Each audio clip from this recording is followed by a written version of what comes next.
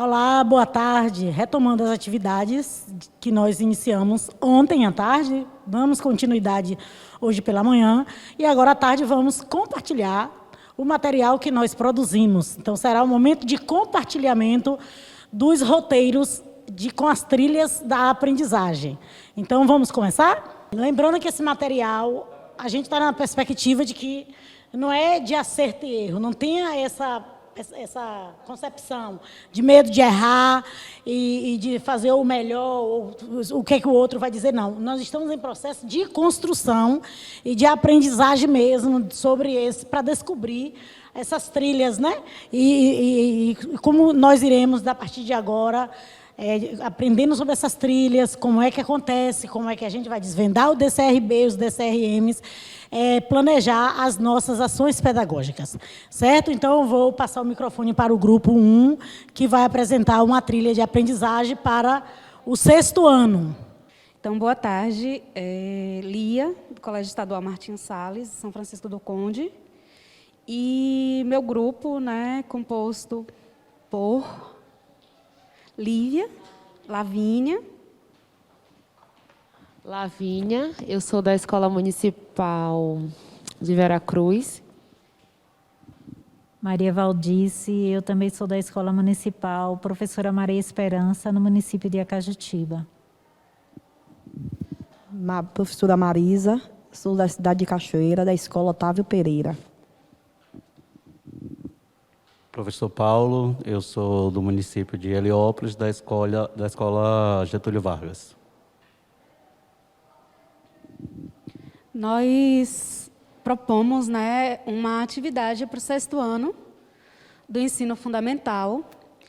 E a gente começou ontem falando sobre relações étnico-raciais, a educação para relações étnico-raciais. A princípio, a gente pensou em uma atividade hoje, ela se transformou completamente, seguiu outra estrada, mas dentro desse tema, né? E planejamento é isso, é flexibilidade, né? Então, assim, a gente parte de uma unidade temática que, na verdade, está dentro do 5º ano do Fundamental 1, mas como a gente pensou em usar a primeira unidade do 6º ano, partindo da ideia dos temas que o aluno traz e que a gente tem necessidade de retomar, né, com eles, para ver o que eles trazem de conhecimento prévio, o que eles trazem de bagagem. A gente pensou, então, em fazer essa reflexão com eles acerca dos povos e culturas, meu lugar no mundo e o meu grupo social. E pensando nas relações étnico-raciais, o que a gente propôs para os nossos alunos foi que eles buscassem, né, quais são os povos que formam a sua comunidade. Então, a atividade da gente se costura em torno disso. Olhar para o município, e como vocês viram, nós somos de vários municípios diferentes. Então, olhar para o município e buscar as etnias, os povos ciganos, indígenas, quilombolas, afrodescendentes, indiodescendentes, povos de terreiro, comunidades ribeirinhas, que compõem aquele município, e tentar fazer com que esses meninos reconheçam em si essas múltiplas origens étnicas e valorizem essas raízes. E assim, como dinâmica de introdução, a gente vai, Lavínia, falei certo agora? Vai distribuir para vocês umas fitinhas, umas linhas da vida, tá? Para ficar mais bonito do que fitinhas. Tá? Não, segure aí. Segure com fé. Olha, preste atenção no que eu disse, professor. É a sua linha da vida, aluno. Meninos e meninas, por favor, prestem atenção na pró. Eu estou enferrujada com o 6º ano, viu? O que a gente quer é que vocês pensem na árvore genealógica de vocês, Quais são os povos que compõem vocês? Quais são as múltiplas etnias que compõem vocês? E a cada etnia que compor, vocês vão fazer um nozinho. Tá bom? Aí, um nó.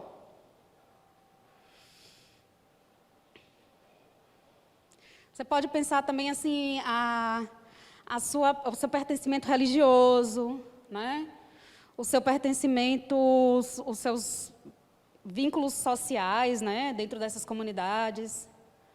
Aquilo que te forma enquanto indivíduo e a sua origem étnica, e ir fazendo esses lacinhos, esses nós. Podemos?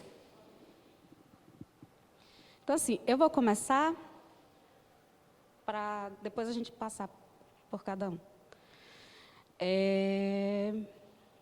Eu coloquei aqui no primeiro nó.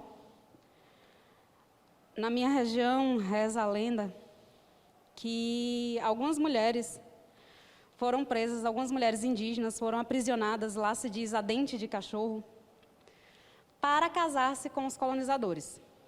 E dentre elas, a minha bisavó, uma das minhas bisavós. O meu avô, eu coloquei aqui, né, Marinho Mulato, é o meu ancestral negro mais próximo. Então, eu coloquei aqui um ancestral indígena e um ancestral negro. Em contraponto, eu tinha o meu avô, José, um elemento que seria o elemento branco. Né? Coloquei aqui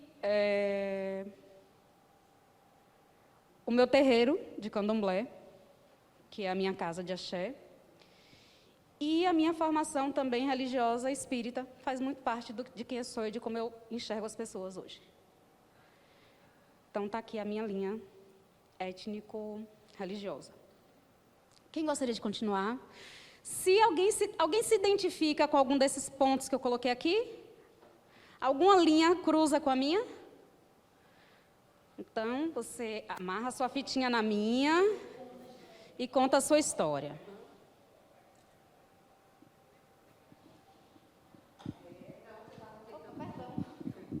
Fominha de microfone. Ainda ontem eu estava aqui comentando com Ivete, né? Ivete é muito amiga de uma prima minha que foi a ex-prefeita de São Sebastião. E Tânia é bem branca. E tantas vezes queriam que eu desse explicação por que eu era prima de Tânia. E eu não me via nessa obrigação. A família do meu avô é toda muito branca. E a família da minha avó, já, né, mulata. Minha avó é neta de índio. E o meu bisavô era negro. Então, tantas vezes, perguntavam, por que você é prima de Tânia? Eu simplesmente dizia, porque meu pai é primo dela. O meu avô é irmã da mãe dela. E acabou. Eu não tenho que dar explicação, porque eu sou negra e tenho uma prima branca no Brasil, na Bahia. Eu tenho que dar essa explicação. E entortavam boca. E... Mentira, não é prima? Grande coisa. Grandíssima coisa. Então, você ainda se vê nessa obrigação de explicar porque você é branco e tem um parente negro, ou porque você é negro e tem um parente branco, né? Aí eu estava comentando isso ontem com Ivete, não foi Ivete. Ivete, mas é cada uma. Então, assim, na minha família tem, na família da minha mãe. A avó dela era índia mesmo, de tribo indígena mesmo, a bisavó dela, e o bisavô negro. A família toda do meu pai, do meu pai, do meu avô. Meu sobrenome é Portugal, porque realmente veio mesmo com o sobrenome do país, Portugal mesmo. Todos muito de pele muito clara. E existe essa mistura toda na minha família, né? Tenho descendência indígena, descendência negra, com todo orgulho, linda e maravilhosa. Nunca tive problema com isso, graças a Deus. E a maior parte da família, uma boa parte de pessoas católicas, mas tem testemunhas de Jeová, tem pessoas do candomblé, tem pessoas católicas e espíritas. Muitos também são espíritas.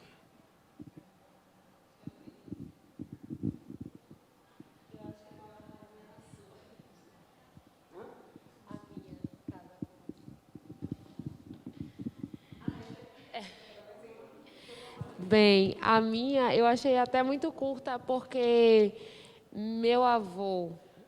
Liga sua linha na vou ligar. Meu avô, né, que eu não conheci meus bisavós, mas meu avô é negro. A minha avó é uma mistura de branco com índio. E a família de meu pai é toda branca, que eu não tenho contato, nunca tive. Eu só sei que é branca pelos traços e pela forma como ele fala. Então, ficou minha linha étnica muito curta. Mas eu me identifico mais com a linhagem de meu avô, que é negro.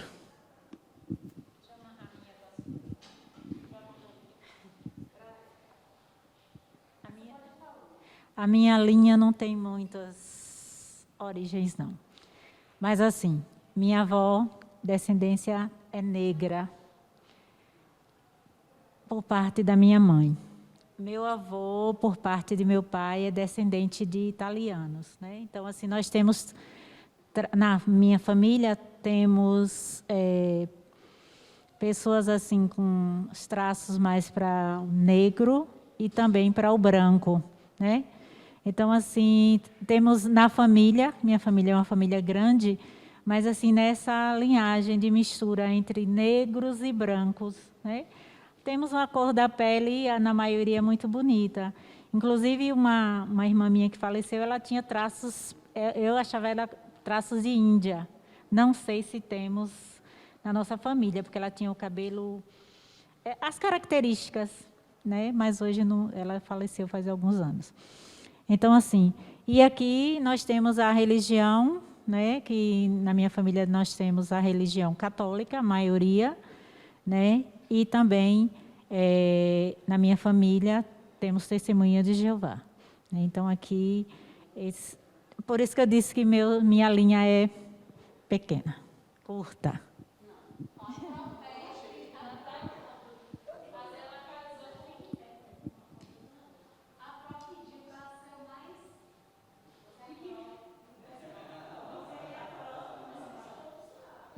Olha, a minha me identificou mais. Olhe, eu recebi orientações superiores e não foi de Deus. Para que a gente seja bem rápido e caceteiro. Eu me identifiquei com a colega ali. Primeiro que toda a minha família é preta. Avós, bisavós, tataravós e os que virão serão pretos. Também aqui eu coloquei sobre a questão da religiosidade da minha família. Eu tenho um irmão que é do candomblé, ele é de... esqueci o orixá. Ele é do candomblé, de religião de matriz africana. A maior parte dos meus irmãos, inclusive eu, sou testemunha de Jeová. E só. Eu vou amarrar, vou amarrando aí para adiantar o lado. Eu não tenho como não amarrar com a sua linha. Gente, ó, rápido e breve. Indígena, meu paterno, indígena e negro, origem paterna. Português, lado materno. E religião, influência católica. Vou só recuperar uma fala de uma avó indígena, que talvez ela tenha todo o seu arcabouço preconceituoso, porque foi de uma época que ela não tinha um nível de leitura, que eu perguntava a ela de onde veio meus antepassados. Eu tinha 6 anos, eu não falava assim, né? Eu perguntava, minha avó, a gente veio de onde? Ela, meu filho, você é filho de português com lavadeira, nasceu trouxa. Aí, eu nunca soube por que isso, né? Mas assim, tá lá, eu prefiro levar, já contei isso para meus filhos, mas não sei o que significa. Estou até hoje em busca dessa informação. Traduzindo, português, indígena, né? Do lado paterno, indígena e descendência africana. Do lado dos meus pais, do lado da minha mãe, no caso, descendência portuguesa, e, inevitavelmente, devo ter herdado a religiosidade do lado de minha mãe. Aí, se você falar a respeito do trouxa, com seus alunos, eles vão dizer, professor, você não assiste a Harry Potter, não? Sabe quem são os trouxas, não? Eu vou amarrar a minha linha do tempo, porque coincidiu que eu sou gêmea, né? Mas a minha irmã é branca. A minha irmã gêmea é branca, porque o meu pai é o pai dele é descendente de índio, do sul da Bahia. Minha avó tem matriz africana, tem descendência com a matriz africana. E minha avó paterna, ela veio do italiano.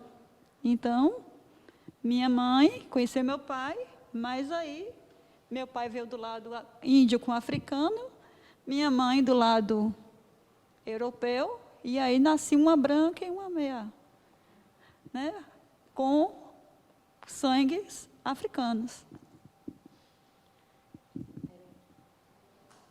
Eu vou fazer um pouco de um resumo aqui, porque eu vou falar da parte de meus pais, né? Meu pai, filho de negros, né? Negros. Minha mãe branca, com parente, ela dizia que tinha parente português, né? Que eles ficaram aqui e migrou para Cachoeira alguns. E essa história da minha família, a gente tem um pouco sangue também deles, né? Dos portugueses. E essa cominha, um critério que o IBGE usa, né? De regionalizar, de etnias.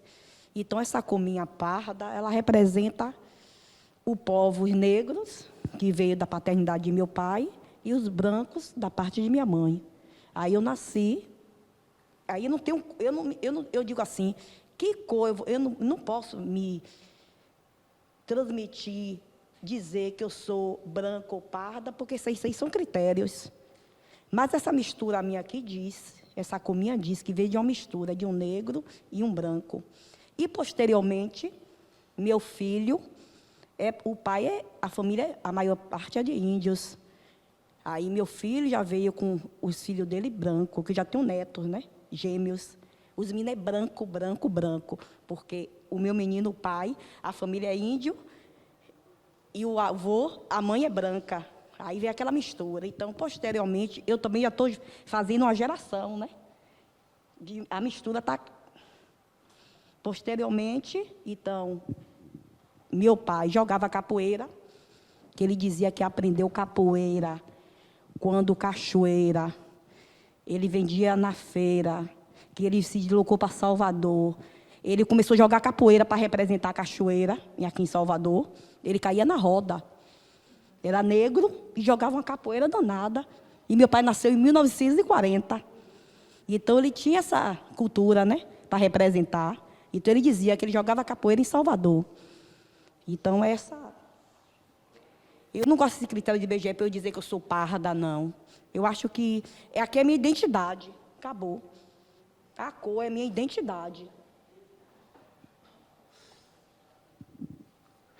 Então, um dos nós aqui que eu coloquei é a descendência das minhas avós. Minhas duas avós, elas são irmãs. Eu sou filho de primos carnais, de descendência indígena. É uma característica da minha família, preto com preto, branco com branco, e primo com primo. E nós temos essa descendência indígena, parte das minhas avós. Em relação à parte branca da família, não faço ideia de onde veio, porque ela é bem miscigenada mesmo. Caracteriza-se minha família pelo lado espiritual muito forte, evangélico. Há de outras religiões, mas na prática mesmo são os evangélicos. E uma característica também da minha família é de professores, em sua maioria. E eu estou aqui, meu Deus, será que vai sobrar nós dois? Alguém vai ficar no final, né? Será que no final vai dar certo? Eu vou me conectar com o Paulo? Pois é, menino. Então, não é que deu certo? Me conectei que minha família é de família de professores. Eu falo direto, a minha família é família de professores. Eu fiz vários nós aqui, mas eu não vou falar de todos para nós não nos alongarmos. Eu vou falar dos que mais, das minhas etnicidades, né? Quais as que mais ressaltam. A primeira é da minha avó materna, que é filha de um fundador de uma comunidade quilombola, que é a minha comunidade de onde eu provenho, né? Coloca também do meu avô, que era tropeiro. Então, assim, eu tenho esses dois marcadores histórico-social. Filha de uma quilombola, neta de uma quilombola, filha de um ex-escravizado, né, diretamente escravizado, com um tropeiro. E o fato de ter nascido na roça, essa linha está aqui, eu pulei algumas aqui para ser mais objetiva, ter nascido na roça, na mão de parteira, isso é algo para mim que é muito importante, e ter me alfabetizado na zona rural, em uma classe muito seriada, e isso me fez com que eu me tornasse professora e entender o quanto que a educação ela é transformadora, e eu faço disso, é transformadora para mim, eu faço disso também, minha militância, né, de entender que o meu papel, essa mudança não tem que ser só para mim, mas para os outros. Então, eu faço da minha profissão algo para que seja uma transformação social.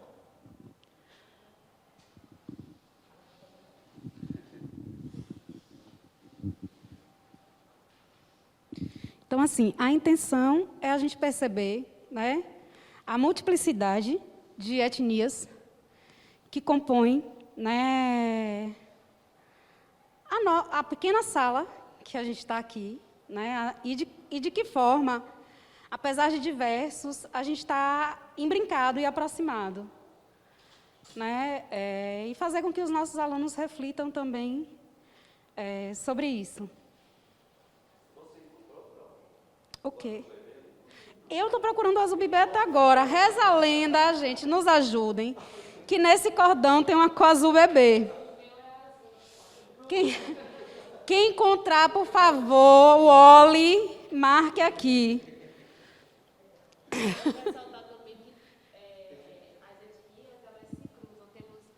Temos uma grande diversidade na sala de aula e que foram cruzadas aqui, né? E a linha, ela perdura, porque vai vir filhos, netos e assim sucessivamente, e em algum momento vão se cruzar essas linhas étnicas. E parafraseando, né, Lilian Moritz Schwartz, né, é o espetáculo das raças. A gente é um povo múltiplo, né, e precisa começar a se aceitar enquanto múltiplo. E conviver com a diversidade é o desafio do brasileiro. Conviver com a diversidade, que não é o mito da democracia racial. Não é sobre isso, né? Mas é sobre reconhecer que existem várias pessoas e que todas são dignas e merecem viver. Porque o que acontece hoje é a licença para matar pessoas pretas, a licença para matar pessoas indígenas, a licença para matar as mulheres, né? E essas permissões, elas precisam acabar. E, para isso, a gente tem que se reconhecer, vestir as nossas bandeiras e lutar. Né? E aí, como é que a gente pensou isso? Né? O 6º ano, a gente colocou ali as competências específicas, uma da área de geografia, outra da área de história. Construir argumentos com base em informações geográficas, debater e defender ideias e pontos de vistas que respeitem e promovam a consciência socioambiental, o respeito à biodiversidade e ao outro, sem preconceitos de qualquer natureza.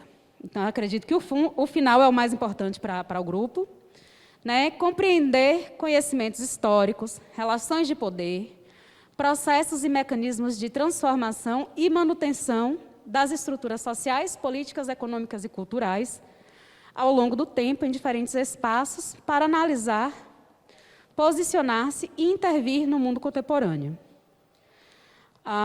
O tema integrador é Educação em Relações Étnico-Raciais. E aí a gente pensou em um projeto para a unidade, e a gente também não está aí, mas a gente pode depois disponibilizar, uma listinha de como que as outras disciplinas poderiam interagir com o projeto. Tá? As habilidades que a gente pensou, né, relacionadas a ele. Identificar as hipóteses científicas sobre o surgimento da espécie humana. Então, partir daquele conceito de África, berço da humanidade, para repensar o lugar do povo africano na história do mundo. Porque a gente tem que começar a se identificar. Olha, nós somos africanos, mas nós não somos descendentes de escravos. Nós somos africanos, nós somos negros, descendentes dos povos onde os seres humanos nasceram. E de onde muita riqueza foi tirada. E de onde muita biodiversidade e riqueza ainda existe. Então, é desse lugar que a gente tem que começar a falar para o nosso aluno. Segundo ponto, conhecer, analisar as teorias sobre a origem do homem americano. Então, assim, e esse índio? Quem é esse índio? Ainda está no imaginário das pessoas que o indígena ele tem que ficar parado no tempo e viver dentro da oca, sem evoluir historicamente, sem se transformar historicamente. Mas como é que esse índio ele surge e ele é o dono da terra, e ele é estuprado, morto, roubado, e hoje continua a sofrer com esse processo colonizador, né? Descrever modificações da natureza, analisar, né? Porque a gente está falando de territórios que, na maioria das vezes, viveram o início do processo colonizador do Brasil, né? Essas áreas do recôncavo, do litoral, e que passaram por uma intensa transformação da Mata Atlântica e que a gente precisa pensar nessas transformações, né? Com destaque para os povos indígenas originários, os povos africanos, e discutir a natureza e a lógica das transformações ocorridas. Objetos de conhecimento. O surgimento da... E aí, assim, é muito conteúdo, gente, porque a gente pensou em uma unidade. O surgimento da espécie humana no continente africano e a expansão pelo mundo. Os processos migratórios, né, para a formação do Brasil. A ideia da gente é trabalhar com os meninos na primeira unidade todo o processo de chegada de povos diferentes ao Brasil. A gente não vai seguir aquela sequência do livro didático, de começa com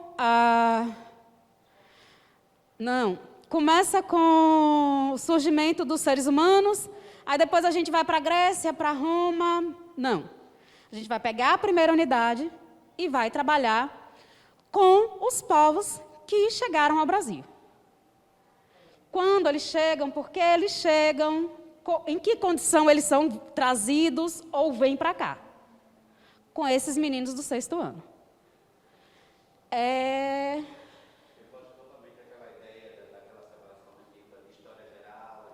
isso, a gente quebra aquela linearidade de uma história que não nos contempla, na maioria das vezes. E aí a gente ainda traz ali um dos conteúdos, são as migrações. Você vê que a gente vai de lá, da chegada do homem ao continente americano, até as migrações dos anos 60. Então, é um movimento bem amplo. E aí, a primeira dinâmica que a gente propôs para os meninos, a gente vai fazer com vocês. Tá bom, alunos do 6º ano? Então, vamos lá. A primeira é a nossa linha étnica e interpessoal, que já foi. E agora a gente vai pensar numa linha do tempo do processo de povoamento do Brasil, tá bom? Vocês vão ver ao lado, abaixo, algumas imagens sobre povos que compõem o povo brasileiro, que compuseram essa massa miscigenada que a gente chama de povo brasileiro. E aí a gente gostaria que vocês colocassem mais ou menos isso em ordem. Numa ordem cronológica, que vocês montassem para a gente uma linha do tempo. Olha, vocês vão montar no caderninho de vocês a sequência de letrinhas que forma, tá bom? Para a gente ver quem acerta. Quem acertar vai ganhar uma bala. Vamos lá. Observem as imagens, do lado de cada uma tem uma letrinha, né? Então, a gente começa com alguma dessas letras que está aí? Alguma dessas? Então, começamos com a letra? Depois do G.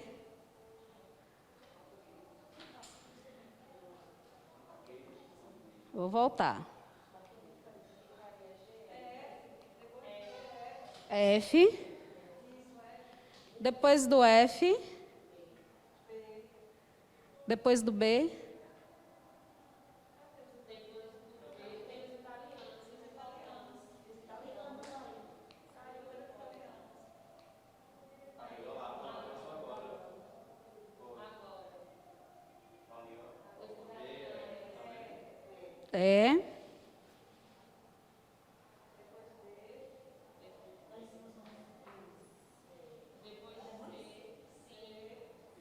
Isso.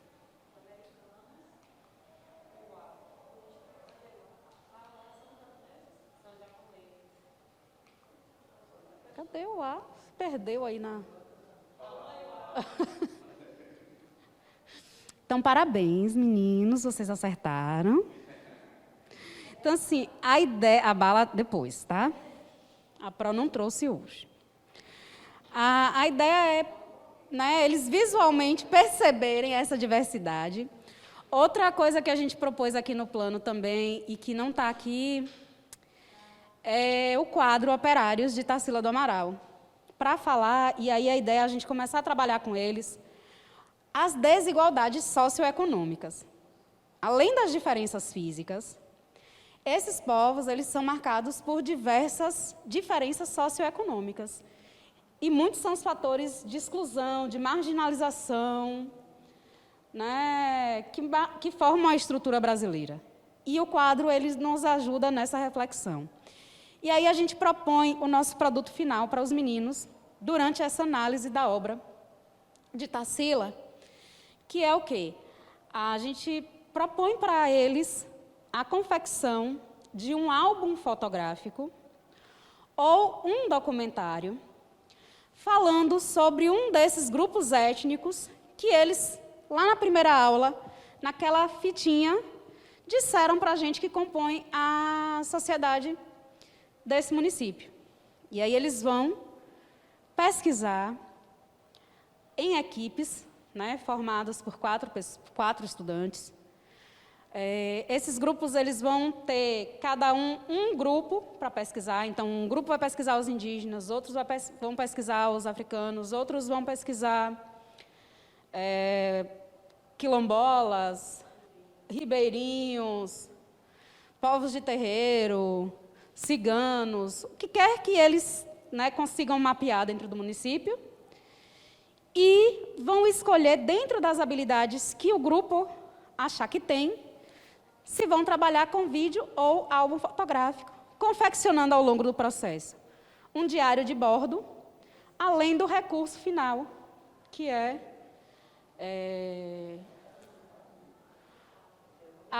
ou o vídeo ou o álbum, né?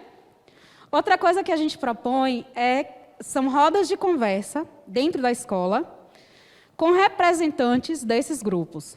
Então, trazer para a sala de aula representantes desses grupos para falar com os alunos sobre os problemas e o fazer diário dessas comunidades, dessas pessoas.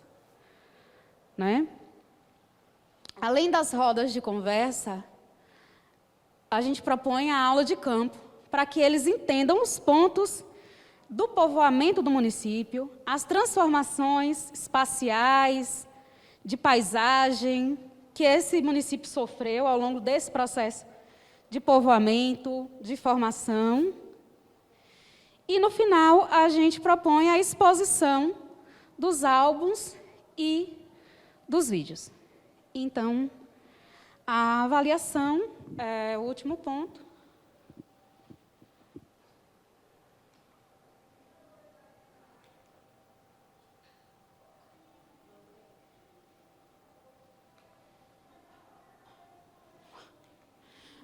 Mas eu sei como ela é. A avaliação, assim, a gente propõe, né, analisar a participação dos alunos durante todas as atividades. Né?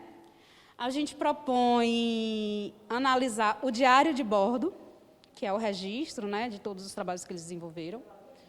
A gente propõe analisar a qualidade técnica dos vídeos e álbuns e propõe avaliar a apresentação desses trabalhos.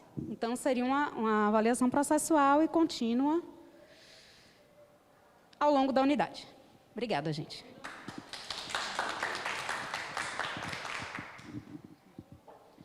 Muito bem. Trabalho bem denso, né, gente?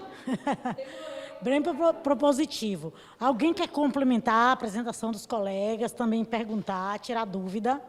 Alguém quer perguntar? Além? Então, eu vou precisar fazer essa observação, não é? Que quando a gente fala de trilha, trabalho está de parabéns, está entendido a proposta, está entendido as preocupações que levaram a vocês a pensar em algo mais denso, mas trilha tem que ser mais enxuta, não é? É algo menor, né? Não é um projeto de unidade, não é um plano de unidade. Então, só gostaria de chamar a atenção de vocês nesse sentido, entende? Ali está praticamente um plano de unidade. E a gente queria uma trilha de uma aula. Exatamente, isso que eu ia dizer, ó. Vocês poderiam... Por exemplo, né, vocês tinham que pensar em uma dessas atividades e focar no desenvolvimento de uma, certo? Então, assim, mas como já está aí, vai caber agora a cada um de vocês pegar todo esse roteiro aí e, em cima disso aí, elaborar trilhas. Porque ali, na verdade, existe proposição de várias trilhas, ok?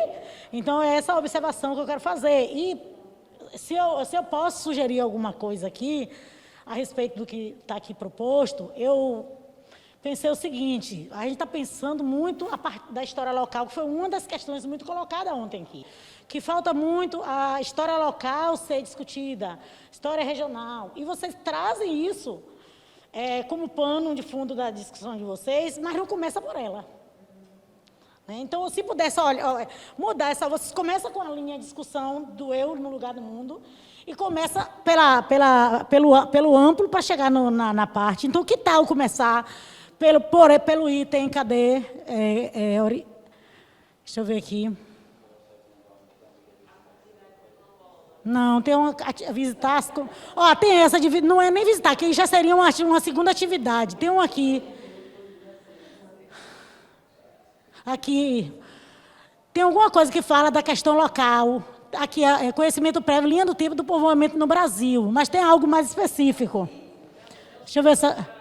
Isso! Representações étnicas do município. Por que não por esse item? Né? Estou dizendo que deve ser, mas sair daqui com esse questionamento. Por que não pelo município?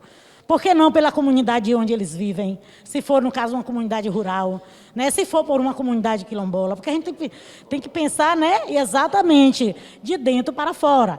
Então, essa é a minha contribuição a essa proposta de trabalho de vocês. No todo, está todo mundo com nota 10. Ok? Agora vamos para o próximo grupo. Tá bom? É o 10 porque eu estou analisando o processo todo. O que vale é a ideia, a proposta.